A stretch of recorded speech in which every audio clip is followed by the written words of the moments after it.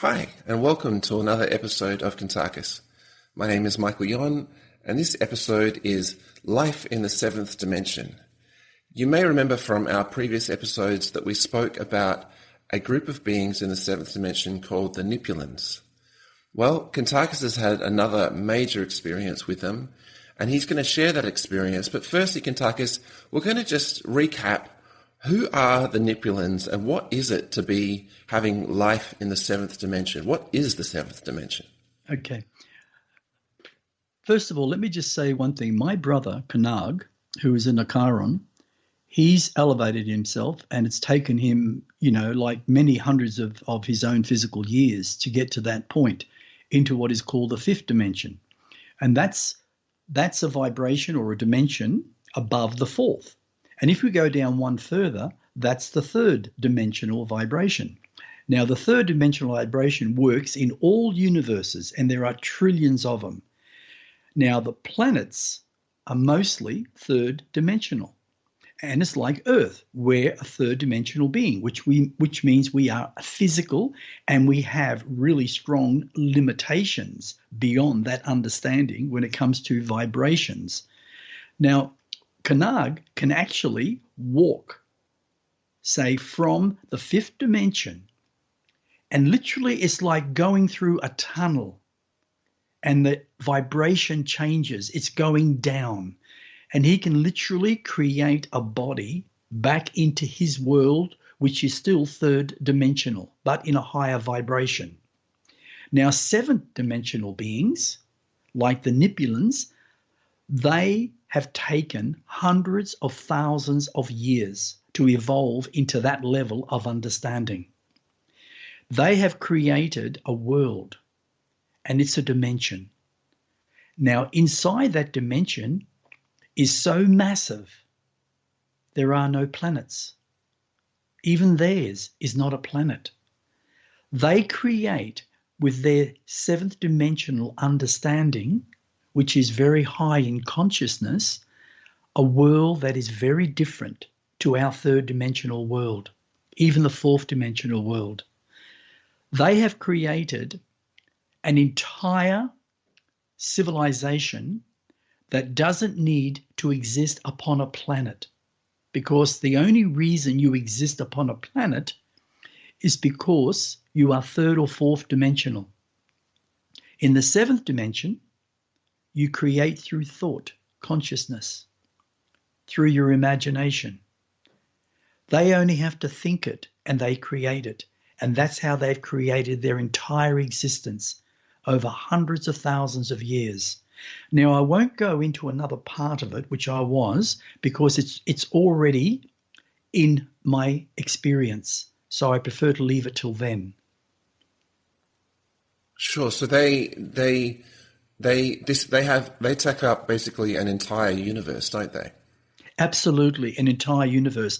And the most interesting factor through my first experience was when they came and got me and took me to their actual vibration, I couldn't enter unless they put their hands on my shoulder to balance the energy. It's like a force field in a way. And no third dimensional being would ever know they exist there. They would just travel straight through their universe because their vibration is so high in the seventh dimension. But when I entered there, and what I saw was just like pathways everywhere.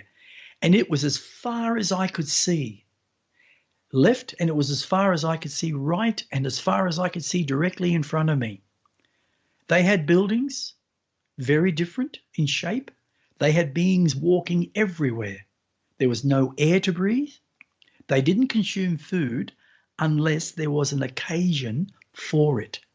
And they can create food, and they also can eat food, and it digests automatically once it goes into their being. So they're a really, really, advanced form of society as beings. So, Kuntarkis, these Nipyeluns, these seventh dimensional beings, how did you first come to know about them? How did you connect with them? Well, in truth, I've always had a fascination for different dimensions. I know that I used to travel in those dimensions when I was in a Chiron a lot. But unfortunately, when you're living on a planet that has had such a negative history right throughout the 928,000 years, plus the millions upon millions of existences before that, the amount of aliens that were brought to this planet, the amount of wars that occurred seem to have followed through human history right up till now. So it makes it very difficult if you're not, say, in control of your own thought consciousness or your own self-awareness.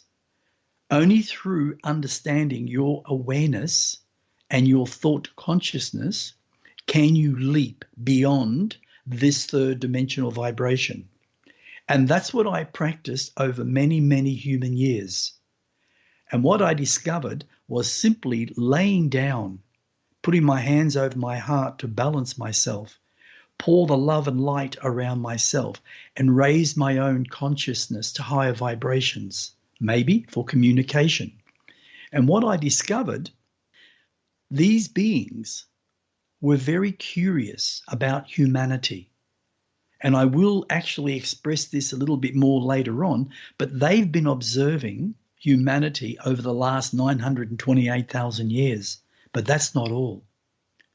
They have been observing humanity for 41 million years. And that means all the aliens that came here by the hundreds. Why? Well, naturally, to fight wars, because they wanted to own the earth, the planet. But resources, because of the amount of resources that are on this planet, is absolutely incredible. And that's what they were fighting about. But the connection was because I put the energy thoughts out into the universe that I wish to learn and understand more than I know about living energy and how to utilize living energy within me and around me, especially through healing, but also how to manifest more than what I understood. And I did that on such a regular basis. I never ever gave up, no matter what. And I had no communication, no answers back for several years. And suddenly, I opened my eyes one night because I heard a voice say, "Open your eyes, Kuntarkis." And I did. And there were two beings, one named Yinika and one named Vimera. And I just looked at them and they smiled at me. And I said, "May I ask who you are?" They said, "Come with us first. Will you trust us?" And I said, "Yes, I will." And I was literally drawn out of my body. And their energies were all around me. And they drew me out through the walls, out into space. Instantly out into space. And Yinika said to me, "First, my name is Yinika. And this is Vimera." And I said, "Very, very honored to meet you." And they asked, "Would you come with us?" And I said, "Where?" "To my or to our universe." And I used the word like I use so much. I said, "Absolutely." So that's how it all began, basically. And that's when I've had those experiences, which are all recorded for the people.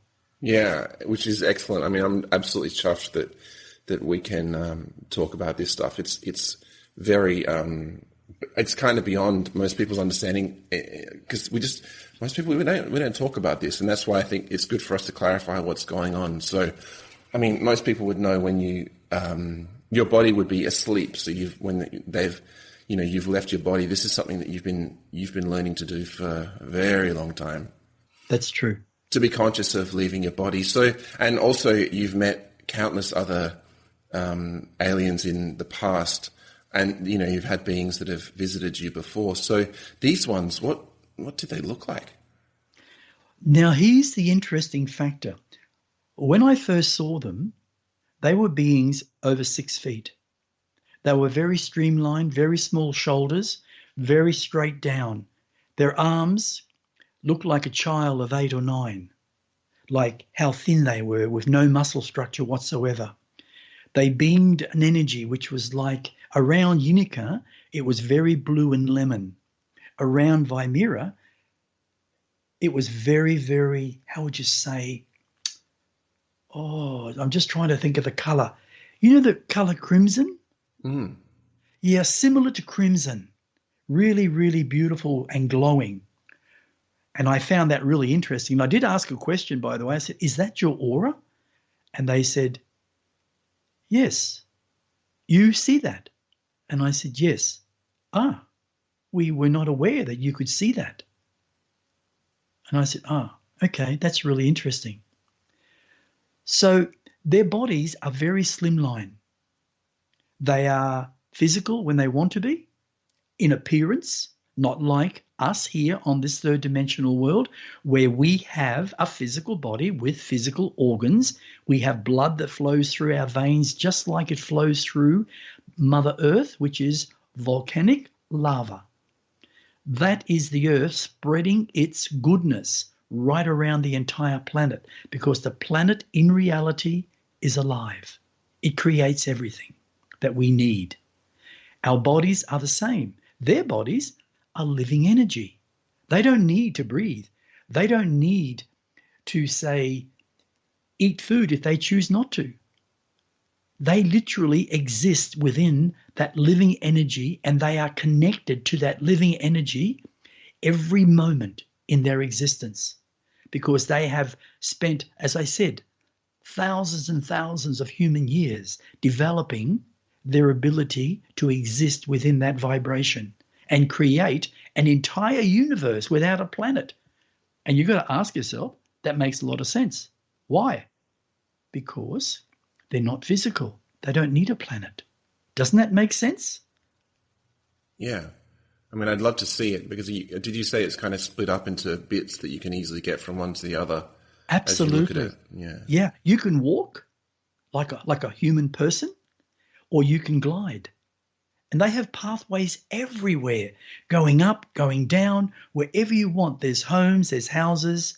They live in that, how would you say, that perfection of their own existence. They're all there to help each other. They have a school. In fact, they have several schools.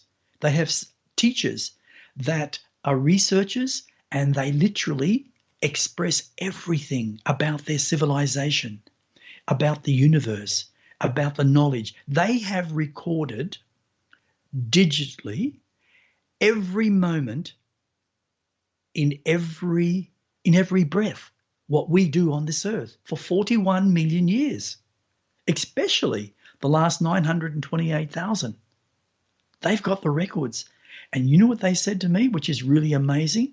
When I take my last breath of my physical self and I dissipate from the body by spirit, and I enter the spirit vibration, which is fourth dimensional, and I train myself to bring back my natural abilities that my Father gave me as a gift, not just imagination, but the power of manifestation. And I use that right throughout so many incarnations as an Acharon.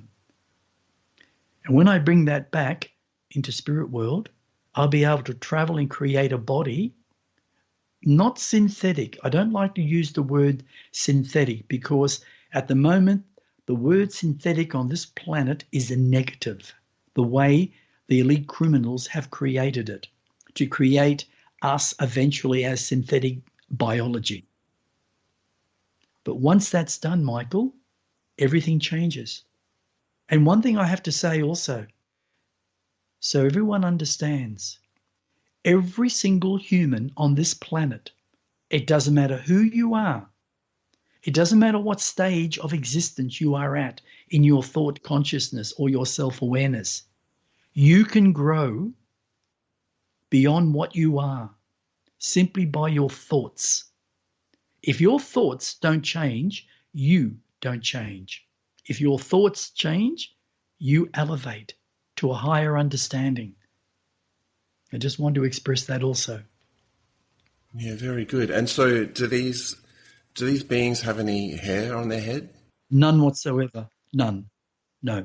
They also have quite a wide head, more narrow than what ours would be. We have like space in the back for our brain. Brain sits on top, right? They don't need that because their entire existence is consciousness. Every cell that makes them up is living energy. And through every single experience, they have also, what we have is cellular memory. But their memory situation is instant. It is like a micro of a second to bring something forward, to remember. Where with us, we have to think about it for a moment. They must, like the way they look now must be similar to how they were when they were more like third dimensional, right? Absolutely. Absolutely. And I do explain in a little bit in my experience about their civilization that exists a very long way away that is still physical. They're still evolving. Yeah, I'll explain that in a very small way as we go through the material that I've actually had to go right back because it's been now, over a month, and put it all down so I can express exactly what occurred. That's very, very important to me. Well, before we get into it, there's just one other thing I wanted to clarify there. Yep. The way they look, the width of their shoulders compared to ours is a lot more narrow, isn't it? Oh, very much so. Almost half, kind of? Almost? Well, I have a son, a human son. His name is JC, and he's 7 years of age. They would be slightly bigger than what his shoulders are. They're very slender. Very slender. And also you can't really tell the difference between a male and a female. No, you can't, because there's no need for that. You would have to look at my little symbol that I wear around my neck called the yin and yang, where you got two dragons, right? A black and a white. And that is the balance of humanity. There must be woman, there must be man. Man cannot be woman, woman cannot be man. That is, how would you say, that is a condition of fear that certain humans have created in their own head because of their own emotions. They've never looked at their emotions to what's occurred in their life when they were a child, never dealt with it. So in reality, in their existence, there is male, female within them because they have had probably thousands of incarnations when they were physical. That's these beings. So they have the balance of male and female, yin and yang.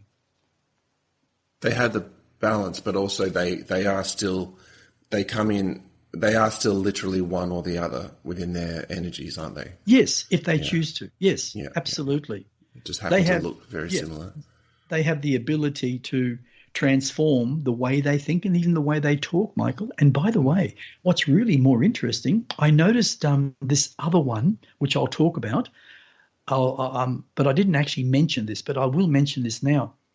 As he was sitting there, he did say to me, he said, what you see before you is really a male energy. Is that right, Kuntarkis? And I said, yes. And he changed right there. He said, and he spoke in a female voice. What do you see now? And I said, a female. Exactly. So what he was saying to me, we have the ability to play out any part of what we have been and what we are now in this moment of our own reality. That's why they created a world, an entire world that is so mind-boggling, and it would be so hard for most people to comprehend that something like that actually exists. They have no wars. They have no hate. They have no rape. They have no murder. They have no deceit. They talk always from their heart. And their heart is energy.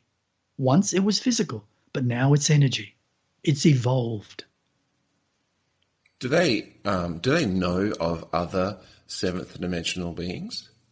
Yes, they do.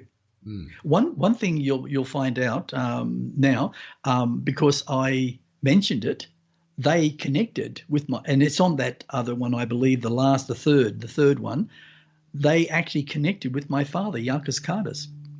There was in what is called the grapevine, a physical expression, they did hear something about this being, but they never come across him.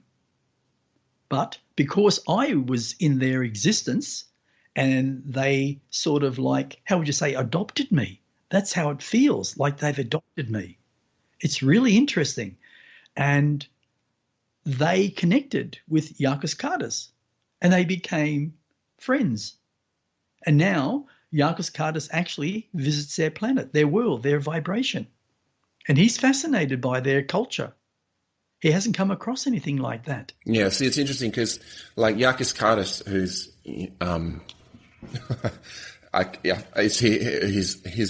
his level of consciousness is unfathomable. But like he, I know you mentioned that a few universes over, he ran into a woman energy that was even more like 3 or 4 billion years ahead of him as well. Yes, but yes. But what I wanted to say was like, that's a few universes over where you learnt that, I mean, if you were to take a guess, I know it's the 7th dimensional reality as well, but how many universes over from ours is their universe?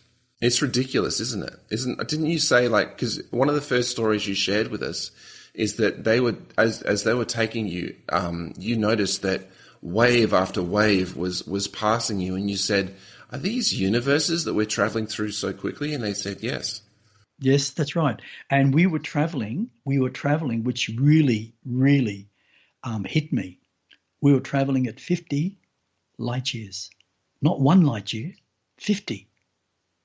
And it felt like we traveled, honestly, for only 4 or 5 minutes of human time, because they don't have time. So you'd have to calculate that, and I'm not sure exactly how to calculate that. I have to give it some thought.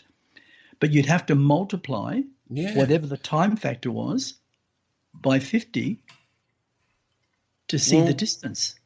I mean, if you were, how frequent were the waves of the universes? They felt like maybe 2 seconds, 3 seconds.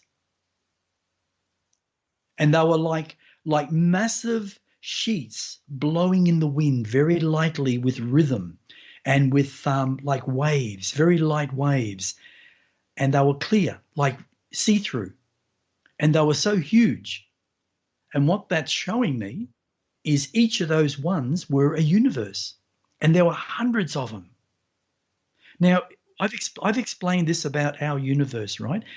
There are trillions of universes as there are billions of planets. And there are millions of life forms. And I think that's a really good way to explain it. Trillions of universes, billions of planets, and millions of species. Now, that's not saying that all those species are like us or some form of physical being.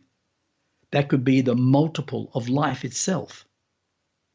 But what I'm saying is, within all those universes, if we clumped them all together like tennis balls and made a massive circle, and each of those tennis balls are a universe, so huge, so massive, that one could not even comprehend the end of their own universe. And it's expanding, Michael. As we grow consciously throughout every species within those universes, it expands. The universe is constantly expanding, even if it is a micro of an inch. But we're expanding consciously all the time. And as we grow consciously, our universes are also expanding. That's what evolution is all about. Yeah, I mean, evolution and also, raising one's consciousness to higher levels of vibration means that when you define the fact that, your brother Kanag is a fifth dimensional being versus a sixth dimensional and then being seventh dimensional, how do you define those different numbers? What clarifies one number versus the next? The only way that you can clarify that is not by a number. It's by thought consciousness, the level of one's thought consciousness. If you are capable of stepping beyond your third dimensional world because you've grown consciously, then you can. It doesn't defy a number. All it's saying is it's a state of awareness, first dimensional, second dimensional, third dimensional. If we look at planet Earth, we have first, second, and third dimensional physical beings existing on this planet. Now, I was asked a question many months ago. How do you define first dimensional? How can be there first dimensional beings on a third dimensional world? Thought consciousness. Depending on your thoughts, depending on your self-awareness, and if you are capable of taking in knowledge that is beyond what you already understand. First dimensional won't accept anything that is seventh dimensional, fifth dimensional, fourth dimensional. They're just not capable because it's a different level of consciousness. So how would you relate that to animals then? Animals exist for their own evolution. And in time, Michael, you will actually know, and I'm talking millions or hundreds of millions of years. Every universe has a different level of animal upon it. Now, many of the evolved species that I know of have evolved from a particular species of creature, like the Doricans on Dorochaea. They were dragons, vicious, carnivores, fighting, battling for superiority, just like an animal, territorial. But they were helped by the Nikarons, and they wanted that help because they wanted to understand what these Nikarons were, traveling in spaceships in the air and walking on 2 feet with no wings and not being carnivores. Because carnivoristic creatures always have a tendency for violence, depending on their level of understanding. But most animals on this planet will fade out like it has throughout the entire human history. Others will hold together and evolve because they can. Kuntarkis, I just wanted to clarify, how do animals relate to what you're saying about being first or second or third dimensional within their own thinking? Okay. We can't really clarify first, second, third dimensional animals. There is no definition for animals in that form of consciousness. The only form of consciousness is a thinking being, and we are thinking beings. Animals are not thinking beings. A lot of them are photographic. They remember through photographic, or they remember the experience, but they're not actual thinking beings. But in time, like a dog hangs around humans all the time. So do cats. Eventually, in time, millions of years down the track, dogs might evolve into two-legged creatures and actually grow consciously in their own brain and their own self-awareness and become a species, just like any other species throughout any other universe that came from an animal. And so they would, you're saying they would elevate to the level of being first dimensional, where their level of thinking is not as much as us yet? Their level of thinking will never evolve to us. No, because we, even as humans, are growing consciously in a totally different form of thinking vibration. An animal cannot think like we can and cannot live in a vibration in a higher form of consciousness. But in time, they will evolve over their own level of understanding. Sure. So just to round this up, just to clarify, it's people that you were saying that some are not third dimensional in their consciousness. They can also be second or first. And how would you simply define it? Just a lack of awareness? How would you define it? It's a lack of awareness. And it's also where they are in their thinking. You know, you might take a person that thinks one way And you might take another person that will see something totally different. They'll say, but that is possible. The other person will say, no, it's not. No, it can't be. It's not possible. I've never seen it. So that means they have no real great imagination. Imagination, Michael, is the key to thought consciousness development.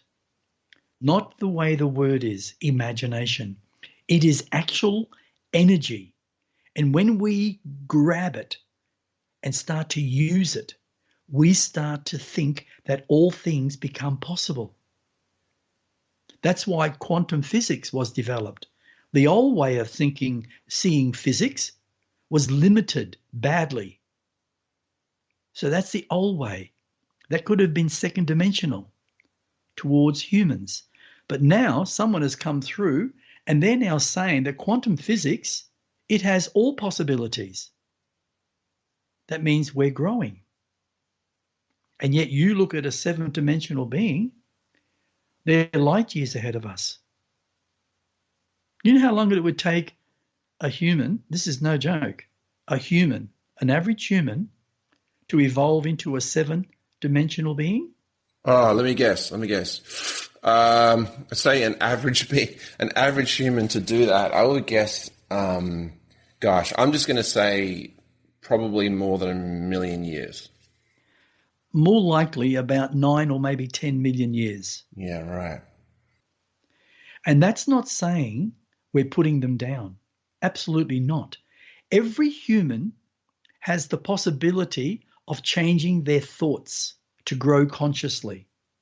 But they have to have self-awareness to be able to start that awareness. If they don't, then they'll just be where they are, and they'll always be logical in their brain capacity. But when you start searching, Michael, within yourself, and you want to understand more, just like I spent years laying in my bed, not every day, like at night, and I would think about the possibilities of coming out of my body and going through different vibrations, not just leaving the third dimension and going into the fourth dimension. I want to know what's beyond. You see, because I've already been there. And what I'm doing is reawakening my old knowledge from my cellular memory. Wow, very good. Okay, well, Kuntarkis, so this is, I'm glad we spoke about that stuff, but now that our focus is this particular experience you've had, would you like to, I know you've written a lot. How many pages have you written of this experience? 9. Yeah. So I'll read them as clear as I possibly can. All right. Okay, so I'll just start. Yeah. This is all about my out-of-body experience with the seven-dimensional beings called the Nipyeluns. And naturally, which I was so honored, my father, Yakis Kardas, was invited. This is my fourth dream experience with the seventh-dimensional beings called the Nipyeluns. This experience really got to me because my father, Yakis Kardas, was invited by a Nipyelun called Yinika, who approached me also with his friend Vimera, again in March 2024, while I was asleep in a deep dream state. Their purpose was to arrange a gathering of 20 Nipyeluns, as well as my father Yakis Kardas, to come to a planet called Shikani, which is over 1 billion light years from planet Earth. And when I say 1 billion, more likely it'll be in the vicinity of about 1.29 to 1.49 billion years from Earth. So this is what took place. As I laid in my bed in a deep sleep, my spirit rose out of my body. Many know it as out-of-body experience. As I went through the brick wall, what I saw instantly was space. I turned seeing planet Earth in the far distance. I then heard Yinika speak out to me saying, "How good it is for you to be in my vibration once more." Yinika and Vimera came on each side of me, placing a hand on each shoulder like normal. Both were smiling at me as we travelled at such great speed. As we travelled, Yinika told me we would first go to my manifested castle in the fourth dimension, as the others are already waiting at the front entrance. Once that is completed, we would all travel to your created dome, as the other Nipyeluns have a deep curiosity to its creation, mainly because in how I explained its main purpose. I asked him, would my father be there also? He answered gracefully, saying yes, he will. He also explained after that we would all be traveling to the planet Shikani, where the deepest curiosity will exist for all the Nipyeluns in our gathering. As the moments passed, I could see in the distance my castle growing larger and larger. As we got closer and closer, we came to a halt. I saw the other Nipyeluns all standing as if they were on solid ground. It was quite amazing to me to see all these seven-dimensional beings all smiling as we stood in front of them. As I looked at them, I noticed that I had met some of them in my last visit to their seven-dimensional world. I also saw the teacher, presenter, that gave the most amazing speech on their entire culture, as well as when they first began their own existence in their own evolution. As we all said hello, I felt my whole being of spirit change into what appeared to be solid matter. In other words, not looking at being transparent. Then I felt the most warmest feeling of unconditional love within me, but also around me. Then a voice spoke out saying, "My son Kuntarkis, I am nearly beyond words, not just in seeing you as you are, but having these beings that are seven-dimensional. You, my son, have accomplished in your third dimension a greatness. I am so honored and humble in your presence, my son, to be standing in this spirit world of humanity's vibration, seeing behind me a manifestation of this incredible construction." He then said, "Well done, my son." I walked up to him, giving him one massive cuddle, saying, "Thank you for your beautiful words, my father, and thank you for coming to this gathering." Everything just seemed to change. It was like we moved so fast throughout my castle. In fact, all the levels, they all saw everything. The one being the top level, they all found it of great interest, especially the train track that was at the top just under the ceiling, and asking what was its purpose. I explained its creation. It was for my son's playground, where he could drive Thomas the Train, as it was his favorite animated video. My father also entered the conversation, saying to them, back on Nakaris, when he was a child many times over, he was always into the mechanics of things. He always wanted to know how they actually worked, and now being my grandson, his curiosity is still the same. Then out of nowhere, we were all standing out in front of the castle. Naturally, that was my father's doing, and we all moved again quite fast towards the dome. I wasn't sure if we all walked or literally floated. As we all arrived at the dome, I noticed all the looks on the Nipyeluns' facial expressions, especially the ones who haven't seen it before, not like Yinika and Vimira, who were there on their last visitation. My father was looking it all over, saying to me, "This structure holds negative beings within it that were once human. How many, my son?" I explained to him with all the males there were well over 400 spirits within this dome, and over 35 female spirits. My father wanted to see within the dome, so we all moved upwardly over the dome's force field. Through my mind, I disabled the surface of the force field, so all was visible below. As my father moved downwardly towards the male spirits, for some moments, he then said to me, "They most certainly deserve to be domed up." Naturally, I laughed. I had a little grin as we all moved up over the wall that separated the human males from the females. As we looked at them, some of them looked up at him, I believe, with curiosity. As he moved around slowly, he spoke out to me, saying with some sadness, in how one who gives birth to life, yet takes life with such hatred and cruelty. I was a little set back with the expression on my father's face. I looked over at the Nipyeluns, and they had a blank expression on their faces. No questions were asked. Father began to rise upwardly over the dome, as we all did as well. I allowed the force field to be activated as my father spoke out, saying, he liked how no one can see within this dome, nor can the spirits see outwardly. He also stated what I have heard many times over. Justice should always suit the crime, so the spirit learns that it is not acceptable to commit such horrendous crimes against any species, especially humanity. As we all just stood on the nothingness, Unica spoke to Yarkus about our next adventure. I heard my father say to him, I have already manifested our transport. As he clicked his fingers, I saw a very unusual form of transport appear beside us.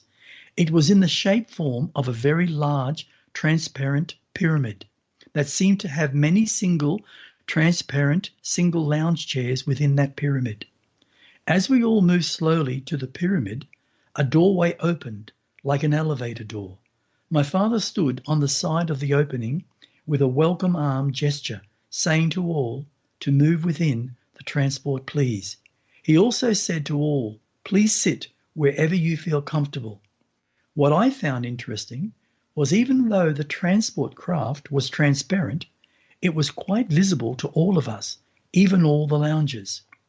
As we all sat, my father spoke out in a humorous voice to all, telling us our journey to the planet Shikani will not be a long one, even though we need to travel over 1 billion light years from this point. He also stated that he personally has never seen the planet Shikani and was very thrilled with excitement to be going there as well. As we all were seated comfortably, the transport craft began to move quite fast, increasing its speed many times over. I looked at my father, asking him, how fast are we traveling?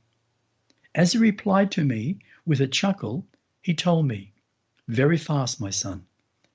Many of the Nipyeluns had smiles on their faces, with Unica saying to Yarkus, he liked the answer to that question, and my father burst out with laughter. What I found amazing, as I sat looking out of the transparent pyramid, was all the planets that we were passing by so rapidly. There were dozens and dozens of them, some small, many were massive, even much larger than Earth, and all seemed different in the outer color of each planet. Then I suddenly felt an energy swirling all around me and within my being. I saw a planet in the far distance coming up very fast. In that moment, we stopped. I looked. It was my planet, Shikani. So huge, so beautiful. All the Nipyeluns looked at it as well as my father. He asked me, if there is anything I need to do before we enter its vibration?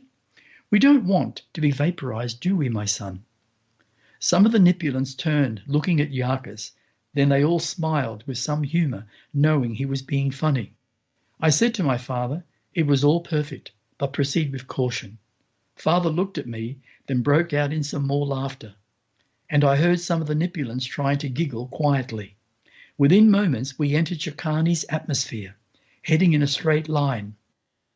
As all the Nipyeluns were glued to all the amazing rainforest views, seeing all the land growth from above was an experience no one would ever forget. It truly looked like no one has ever been on this planet, untouched, unspoiled by any form of species. The amazing thing, one of the Nipyeluns expressed verbally that there were no buildings in sight at all. I looked at him saying, well, there is one which we'll be viewing within moments on my left. The transparent pyramid craft came to a halt.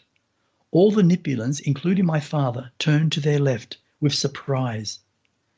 Not so much with my new-founded friends Unica and Vimira, as they had been there before. My father turned his eyes to see the beauty of the 3 waterfalls that were directly in front of us. His voice spoke out to the Nipyeluns. There is what we have come to see. The dwelling is beyond words, but let's first journey over the lands to see the waterfalls. I feel there is something that will change or will intrigue each of us, even my son Kuntarkis, as he has not witnessed what we are about to see. My father propelled the transparent pyramid craft forward, travelling reasonably slowly. As it seemed, most eyes were on 3 waterfalls getting closer and closer. I looked down at the rainforest, seeing what looked like hundreds of birds flying in our direction. I spoke to Father. "Look below, Father, at all the birds.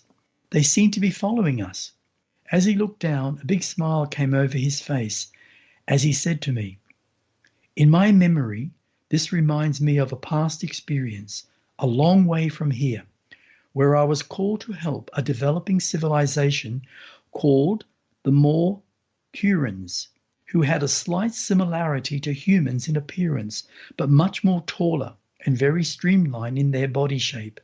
They were a very friendly race of beings and lived in total harmony for several thousand years. They were not in any form of technology at that time in their evolution, meaning they never developed any form of, say, modern weaponry to defend their kind. But a vicious carnivore came into their existence through their own evolution and created mass panic amongst their kind, where their vicious carnivores bred like moose, which in English means insects, and these carnivores chose to eat them as their main source of food. Father told me through the old term, meaning an old saying, through the grapevines. He heard about their issue and went to their aid. My father was quite surprised by this unusual animal when he was also attacked. Before he vaporized it, he took its energy signature, which he then made a connection to every one of them over the entire planet, then put out the energy to remove their essence completely off the planet so they could never incarnate again. The beings called Nipyeluns, which is a little different, were very grateful that they invited him to stay for their great celebration, which he was quite honored. Father turned to face the front of the transparent pyramid, saying to all, "This is what I believe we all need to see." As I and all the others looked through the floor, we could see a large flat landscape below us, where nothing seemed to grow. The rainforest just ended there. Directly in front of us were the 3 massive waterfalls that flowed over the cliff and seemed to be at least 1 kilometer long before hitting the massive river below. The cliffs on both sides were solid rock that was made of a creamy color as far as the eye could see. When the water hit from the 3 waterfalls, it created one huge outspray, like it was bubbling upwardly. Father told us all that the water is one of the purest for drinking. Absolutely no form of pollution or any form of negative bacteria. He also stated that originally all fresh water came from the ocean on this planet, just like all the other planets in all the trillions of universes. He explained that science, as it is, does not yet fully comprehend that each planet has its own form of living consciousness, being spirit, which comes from living energy. Each planet is alive, just like the species below. A species like humans have a spirit that is dependent within itself. That spirit cannot be destroyed. When the body takes its last breath, the spirit leaves. It is called transformation to another vibration, or returns to their soul, which is their own divinity. He also stated the water from the ocean is purified by a natural process into fresh water, so any form of living being will survive. I noticed the Nipyeluns were also quite intrigued by what my father was expressing. My father raised his hands as if to say, "Look deeply ahead. What you will see are massive mountains." He also said, "Let's move forward to see where all this water comes from." And we did move quite speedily over the 3 waterfalls. and could see there were three actual massive rivers branching in different directions. It seemed like only moments had passed when we came to a halt in front of a row of mountains that to me could be at least 2 times taller than the famous mountain called Mount Everest, which is, I believe, 29,000 feet above sea level. I asked Father, how tall are these mountains? He gave me a big, cheeky grin, saying, "Very tall, my son." Naturally, everyone kind of giggled. It reminded me how sometimes I myself answer some of my own son's, which is JC, his questions. So I just giggled and giggled. As most of us walked around the inside of the transparent pyramid, everything to me began to make such a strong inspiration to what could be in the future of this planet Shikani. I was thinking so deeply within myself, my inner thoughts, about a form of beings inhabiting this world. But then I thought it would have to be beings without negative emotions of conditioning, especially self-created fears. Then Father said, "I believe it may be the moment to return to my son's dwelling for maybe some kind of refreshments." Yinika said to Yakas, "I believe yes, you are right." Everyone took to their seats as the transparent pyramid did a full turn to the direction it came from. Within moments, we were at our home, and Father manifested from the safety fence a set of gates that surrounded my home. Especially since my home was elevated up nearly 300 feet.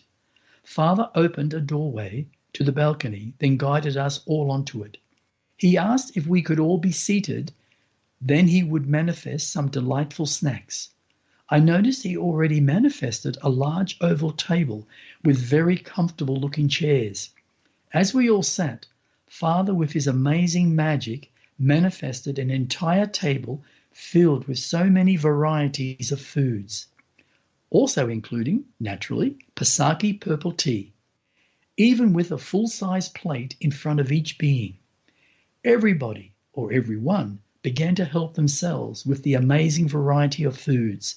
This is where I stop for a bit to explain some information. I feel the need to express a bit of information about the beings called the Nipyeluns, as well as my father Yakas Kardas, and yes, me as Kuntarkis. 7-dimensional beings do not normally consume any form of solid foods like humans. But through my experiences with beings like the Nipyeluns, when they consume any form of natural foods, it enters their inner being and automatically turns to a form of energy which can be consumed by them. With my father, Yakas Kardas, who has been around for just over 19 billion years in his own evolution, he can do anything, and I mean anything.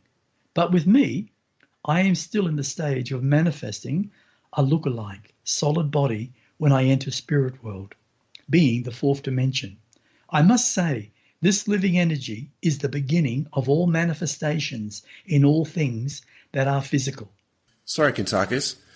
I'm glad that where you are and what you're explaining there, because I think it's be good to clarify for myself and others, because when you started on this journey, you were on Earth and you were looking at the dome and this and that in spirit world.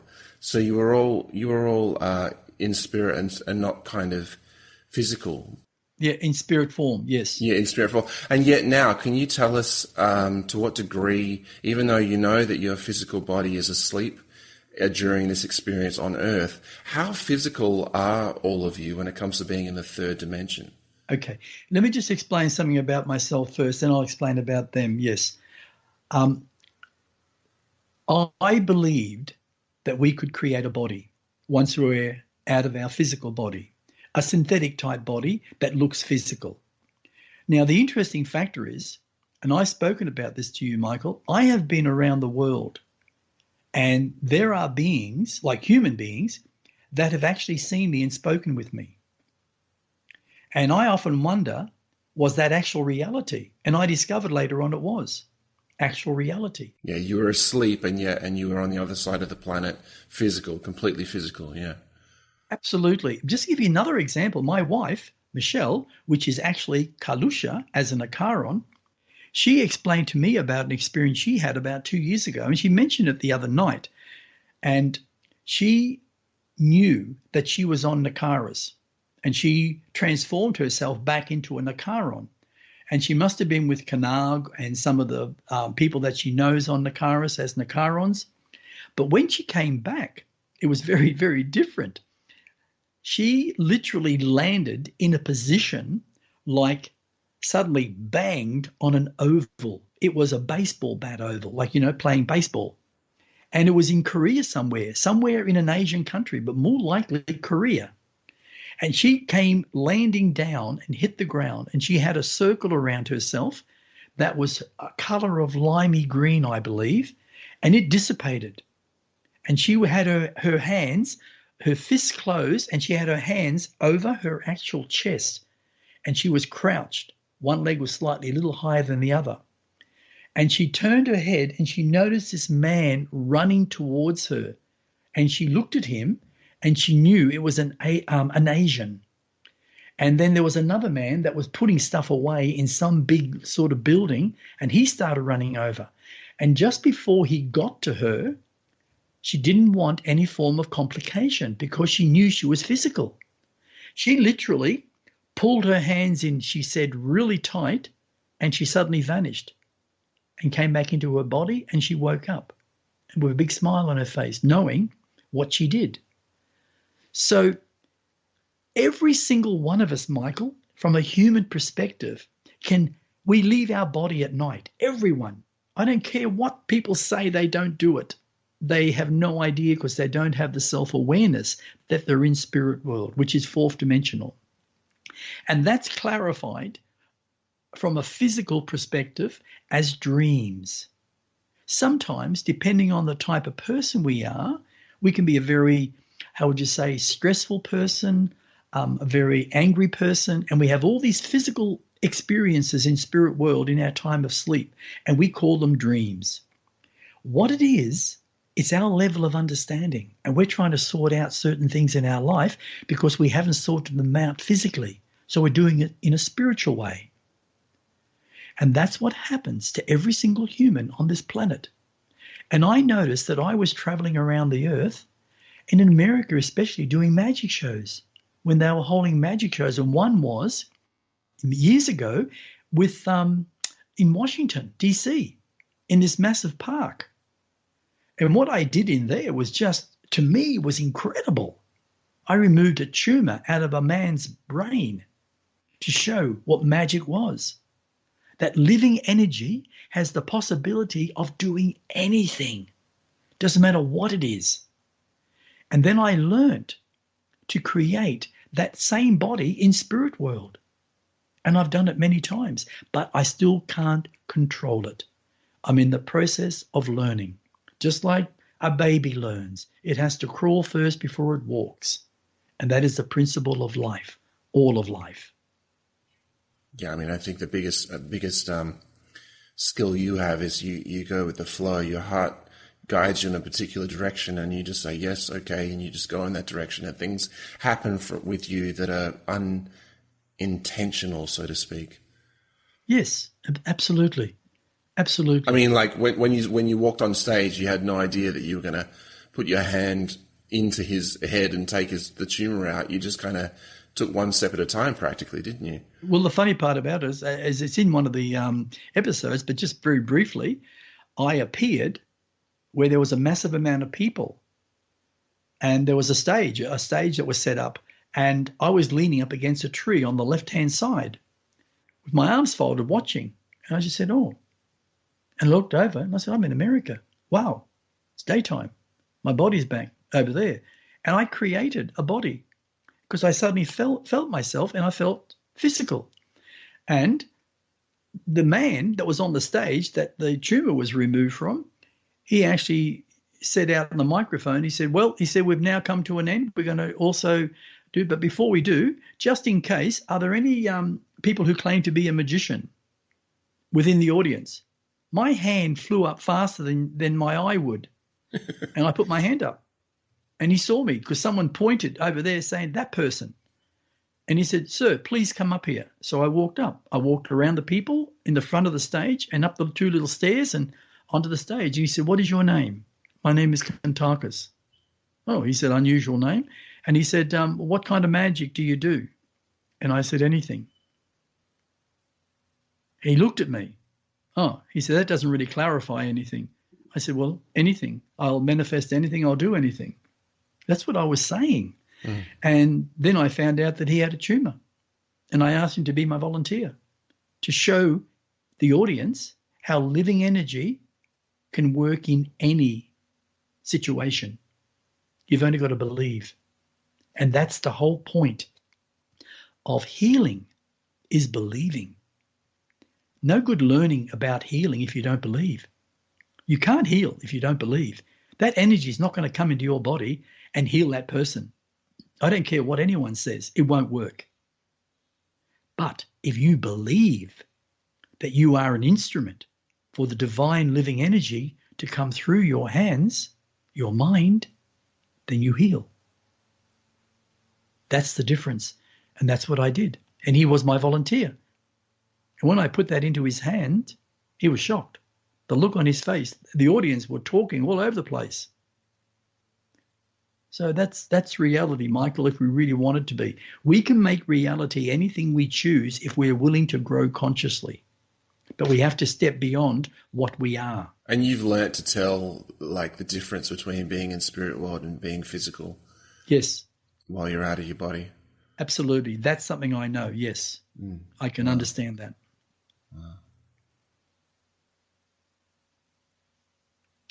Okay, so do you want me to continue from? I want you to continue as long as you as long as I have conditions on you. I want you to continue as long as you just clarify how physical you all were.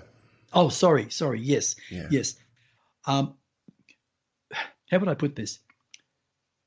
Father was the one that helped me look physical, so I wasn't transparent. The Nipyeluns have the ability to be transparent, to be invisible, or to look physical. They do it on their own because they are beyond every form of limitation that we have on this physical plane. They think it, it becomes. Father thinks it, it manifests, because he is connected in every moment with living energy. That's why he spent nearly 1 million earthly years in his spirit world developing what he believed was magic, because he always believed in magic. And magic is not just within us, it's all around us, and it's living energy. But we grow on this planet at a certain vibration of thinking. And if we don't elevate ourselves as we go through life, what we transfer over to our children is the same form of ignorance that we grew up with. We change ourselves here, and we can then know that our children have got a better possibility of growing consciously than what we did, and faster. So we were all physical in appearance, yes. I mean, not just appearance. Weren't you literally physical? I mean, like the birds were chasing you as well, weren't they? Yes. So yeah, you Absolutely. You were all physically on that planet. Yes, we were all physically on that planet, and we all had bodies that were physical, but not as solid matter as it is on Earth. We don't need to breathe. We don't need to have inner organs or anything like that. But we move just like a normal physical person. Through our thought consciousness, we create that body as being physical. And if you come up and shake my hand, and you're from the third dimensional world, you shake my hand, it's like you're shaking a physical person. If you pat me on the back, your hand doesn't go through me if I'm a physical person, because my thought consciousness creates it. Use it like this, Michael. You go and play table tennis, And we've spoken about different ways of doing better things and all that. You go there with, say, your natural, normal, logical thinking, and you may win or you may lose. But you go there with your mind beyond your natural thinking physically. And your mind can enter a higher vibration of a way of doing things. And you can see everything before it even happens in how you're going to hit that ball, how you're going to move your body. Totally different attitude. You may win, you may lose. But you know there's no such thing as losing? That's a condition, a physical condition.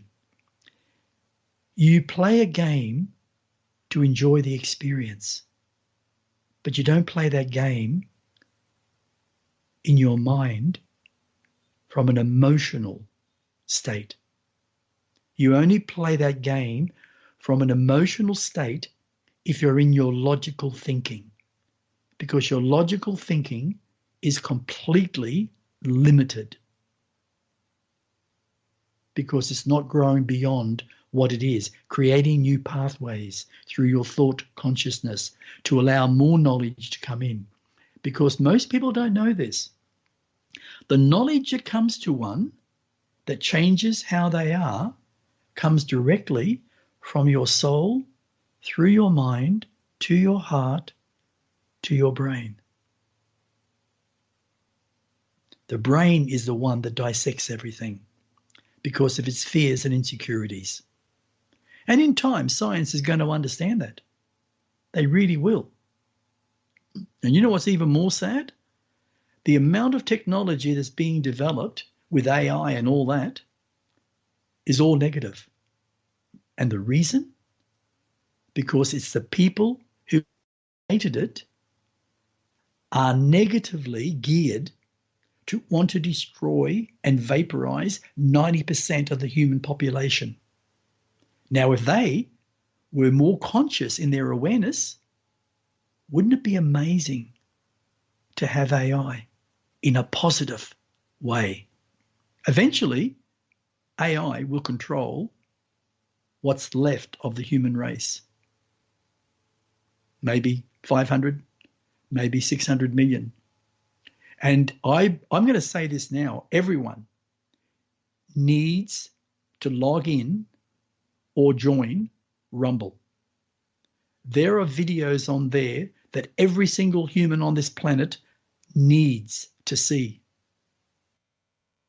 There was a doctor who helped this lady who was a very, very rich lady, very egotistical. And what she said to the doctor became very curious. And the way she explained it, she was part of the elite criminals. And she said, well, we won't have to, and the lady said, we won't have to worry about this anymore.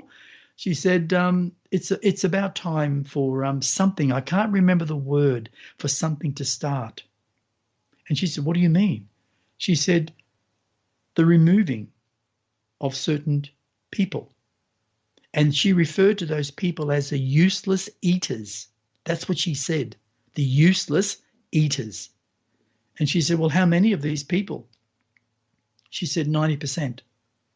This is what the lady said, and it's all documented. And she said, you saying the elite are going to remove 90% of the human race? She said, yes. And she said, dear, you don't understand because you aren't capable. But she said, by removing 90%, we only need 10% to run the world with technicians, computer whizzes, mechanics, doctors, dentists, all that type of stuff. So she said, are you saying that they're going to remove 90% of the human population, only have 10% left, and you people will be at the top of the elite, and they will be your slaves? And she said, exactly. I'll leave it at that. Gosh. Definitely go to Rumble, check them out, and check out the videos, and it will change the way you think. It will give you the strength to know what actually is taking place in this world and maybe start to try and do something about it to prevent it. Well, Kuntarkis, this was actually one of the topics of discussion that you had on Chicani, wasn't it? That's right. Yeah, similar. Very, very similar, but not in.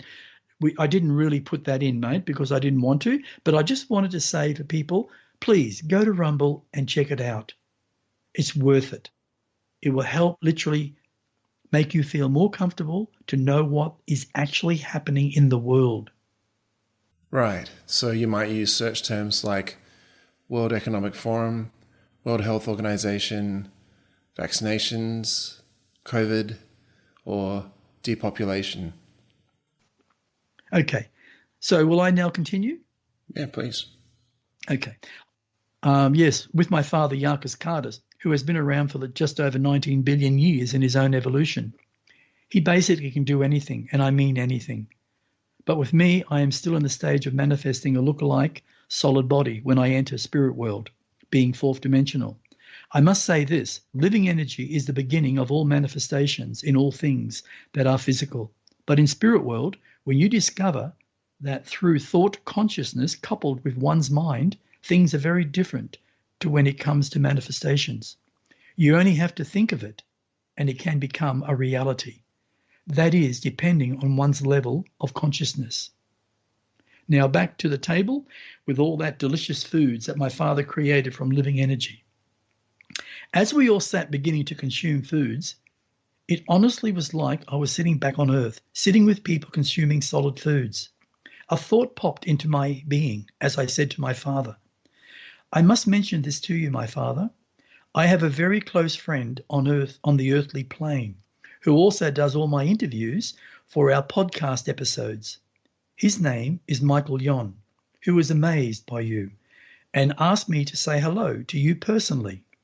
My father looked at me, replying, Please give Michael Yon my greetings. As I thanked him for not only being your friend, but in helping to spread the words of knowledge to all those that chose to listen, I said to Father, yes, I will. So many moments seemed to pass by, and even more interestingly, the foods on the table just seemed to vanish. One of the Nipyeluns, called Unani, asked me how I have learned so rapidly to formulate my knowing with living energy. I looked at my father as he sat there with a heart smile, then looked back at Unina, saying, It's all to do with my father's essence. When he created me as Kuntarkis, my sister Kalusha, my brother Kanag, and my brother Narkris, he also instilled his living energy that had his own knowing, being his knowledge. As I grew in my own self-awareness through the reincarnation's process of life, my consciousness also grew. And in many incarnations, I connected to my cellular memory, which contained my previous existences. It has been a true blessing in my own evolution over the last 3.83 million years. And having such a powerful gift like imagination has made it all possible to what is now. I saw the expression on Unani's face as he replied to me saying, When I heard of Yarkis Cardis, I was personally intrigued with his advancement from his physical vibration in his spirit vibration. I have within my own being the knowing of how living energy is within everything that exists, within all the trillions of universes. We as Nipyeluns have advanced because of that knowing. But in our original dimension, where we all existed as physical beings, and by the way, that planet still has several billion Nipyeluns evolving in a third dimensional world. And as they do over a long period of eons, will become also seventh dimensional, just like your species called Nakarons. We have discovered that conscious advancement to higher vibrations is the actual purpose of all descriptions. That is the true reason we have come to your planet Shikani. Our curiosity, which we would all have to admit, got the better of us. So here we all are. There is one more thing I must add. You as Kuntarkis live on a planet which in truth is like what you would refer to as a school.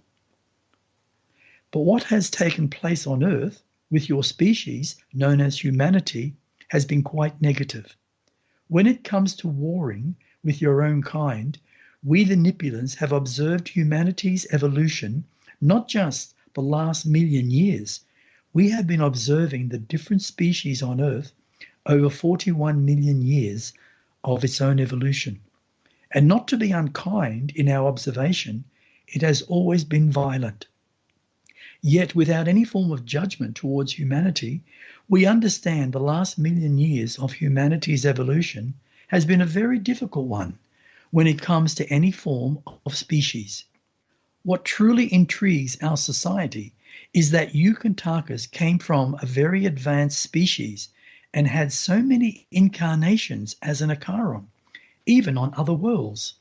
Yet you came to Earth, having 3 births into human form, then as a walk-in. May I ask you the reason why? I sat for a moment, completely fascinated by his expressions. I looked at him the entire time he spoke. I know I sat there for several moments more, contemplating how I would answer him. I could feel a deep essence of energy swirling from my feet all the way up to the top of my head. And then I said, first, I came for 5 reasons. The first was to incarnate into a human form over 3,000 years ago. Second was to incarnate just over 2,000 years ago. Third was just over 1,500 years ago. The main purpose of these 3 incarnations was to express inner knowledge in order to help humanity move beyond self-conditioning in their belief systems. My 4th reason was as a walk-in, to complete the karma of the original recipient, which did take many human years, then to unite with the love of my existence, followed by a child who would be called JC. The 5th reason was to write my books of knowledge, so it explains who I am, what I am, and where I will be going after my human body expires. As I explained my all, the facial expressions were all magical from all that were seated at the table. I also stated that my greatest adventure was also meeting Unica and Vimera, who gave me an amazing 7-dimensional experience 3 times prior to this one. And having my father, Yarkis Kardis, here as well is just beyond words. I am sure Unica has informed many of you about my endeavors once I leave the 3rd-dimensional realm, where I will spend many millions of moments developing my natural abilities that was given as a gift to me, so I can complete my objective back on planet Earth. Then I will wait for my Kalusha and Nakris to finish their last incarnation as a human, so I can take them to my planet Shikani to spend much harmony, so balance can be restored within the 3 of us before we venture back to our home planet Nakaris, where we can unite with our brother Kanag and father, and naturally sipping our most favorite drink, Pasaki purple tea. Vimera looked at me asking with some curiosity, once you are back on your planet Nakaris, will you be continuing your cycle of life through reincarnation? I looked at my father. He had an interesting smile, and then I answered Vimera saying, no, I will not be doing that anymore. My last incarnation was as a walk-in on Earth. Since I have achieved in forming a physical body in appearance, I will be involved with the Nakaron High Council whenever they need me, like my brother Kanag, and also coming to your dimension, as there is so much I have learnt. But there is so much more for me to learn. My father looked at me, putting his hand on my back, saying how his heart is my heart, as it is with Kalusha, as it is with Nakris, as it is with Kanag. He then looked to Yinika and Vimera, saying how he is honoured to have been invited with all the other Nipyeluns to this glorious gathering on this beautiful planet Shikani.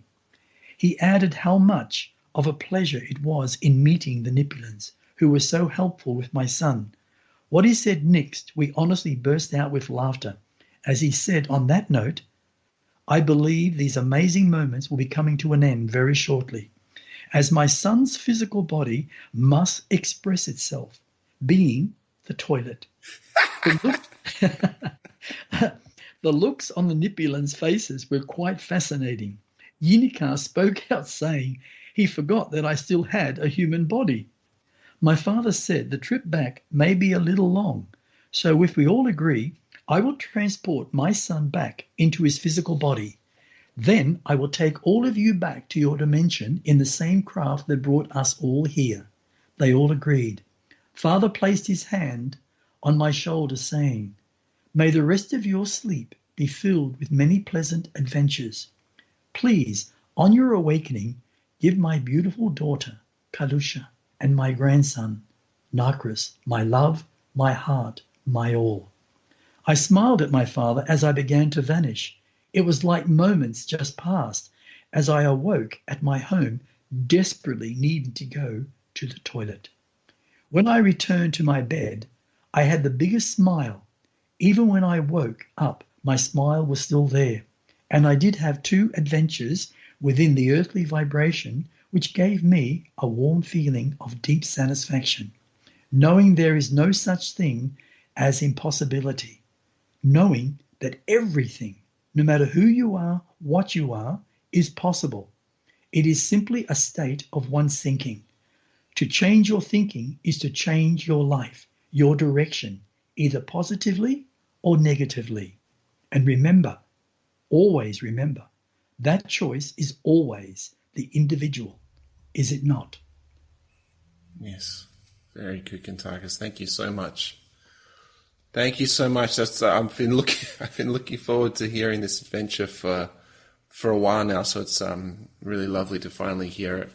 And this has been another long episode, so I won't make it any longer. There's nothing else you want to say, Kuntarkis? I just want to say maybe a couple of words, or maybe a few more very quickly. I believe, and I honestly believe from my heart essence, that all of life is what one of the Nipyeluns said, is simply to express, to learn, and to evolve, not to be held back in our logical thinking, because logical thinking is what all it will ever be, is logical if we don't advance consciously. We need to open up our eyes, our mind, to the greater things of learning, and not to judge what you cannot see. Because you see, if you judge it, then you will never see it. Because your logical thinking will stop you, prevent you, and halt you from growing consciously. What I have experienced over the last, let's say 4 months, especially with the Nipyeluns, has blown me so wide that I am willing to go beyond everything that I understand. Because I know my past will always be a memory within my cellular memory. You can't lose that. It's always there. We have over 4 quadrillion cells that makes up who we are. You take the spirit out and sever the cord that connects you, which is energy, living energy, you are physically dead. You will fall to the ground and never ever awaken. Your spirit is your power source to your mind, to your soul. These criminals, these elite criminals, are saying that there is no such thing as a soul. There is no such thing as a spirit. There is no such thing as spirituality, because all they believe is the physical. If they could let go of all their hatred and anger and violence and begin to become self-aware, they would automatically know that there is a spirit, that there is an afterlife, that there is reincarnation, and that we are conscious beings, and that we are literally divinity. in our own soul. That's all. Wow. Thank you so much, Kuntarkis. This includes another episode of Kuntarkis. If you'd like to know more about Kuntarkis, he has a website, which is etcconsciousness.com, which has many things on there, including you can see about his books. He has several books on there as well, and is working on more. And you can contact him through there. Of course, you can contact us with the email kuntarkis@gmail.com if you have any comments, questions, suggestions, or anything like that. So yeah, that's it for now. Thanks so much for listening. My name is Michael Yon, and stay tuned for more.